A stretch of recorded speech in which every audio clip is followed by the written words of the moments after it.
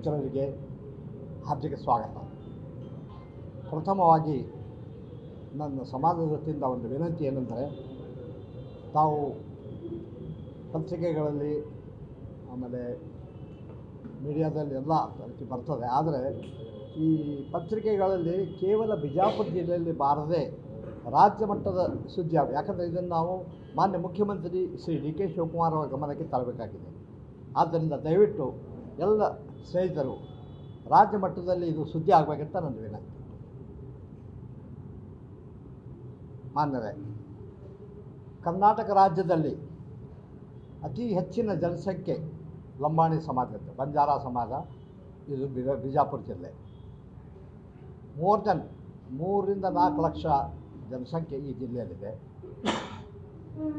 ಯಾವುದೇ ಸರ್ಕಾರ ಬರಲಿ, ಸರ್ಕಾರದಲ್ಲಿ ನಮಗೆ ಪ್ರಾತಿನಿಧ್ಯ ದೊರಕ್ತಾ ಇದೆ.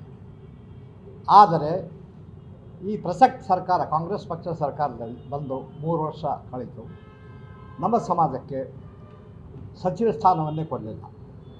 ಮಾನ್ಯ ರುದ್ರಪ್ಪ ಲಮಾಣಿಯವರಿಗೆ ಉಪಸಭಾಪತಿ ಸ್ಥಾನವನ್ನು ಕೊಟ್ಟರು.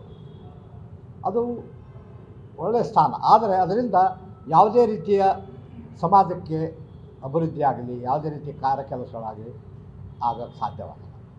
ಅದಕ್ಕೋಸ್ಕರ ಇವತ್ತು ಒಕ್ಕರಲಿಂದ ನಾವು ಸಮಾಜದವರೆಲ್ಲರೂ ಸೇರಿ ಈ ಬಿಜಾಪುರ ಜಿಲ್ಲೆಯಿಂದ ಸಮಸ್ತ ಸಮಾಜದ ವತಿಯಿಂದ ಶ್ರೀ ರುದ್ರಪ್ಪ ಲಮಾಣಿಯವರಿಗೆ ಸಂಪುಟ ದರ್ಜೆಯ ಸಚಿವ ಸ್ಥಾನವನ್ನು ಕೊಡಬೇಕು ಅಂತ ಆಗ್ರಹಪಡಿಸ್ತಾ ಇದ್ದೀವಿ.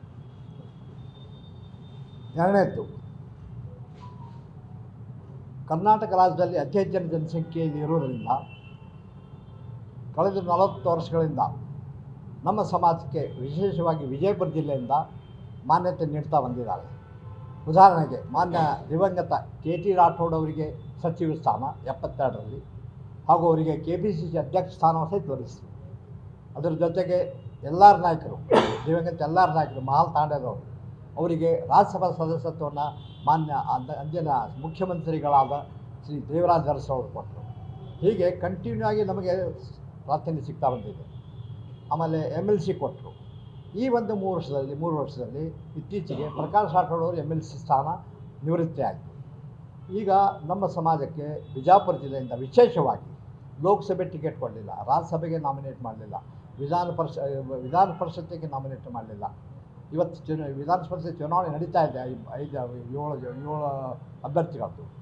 ಬರುವ ಜುಲೈ ತಿಂಗಳಲ್ಲಿ ಕನಿಷ್ಠ ಒಂದು 5 ರಿಂದ 6 MLC ನಾಮನಿರ್ದೇಶನ ಇದ್ದಾವೆ. ಅದಕ್ಕೆ ನಮ್ಮ ಸಮಾಜದಿಂದ ವಿಶೇಷವಾಗಿ ಬಿಜಾಪುರ ಜಿಲ್ಲೆಯಿಂದ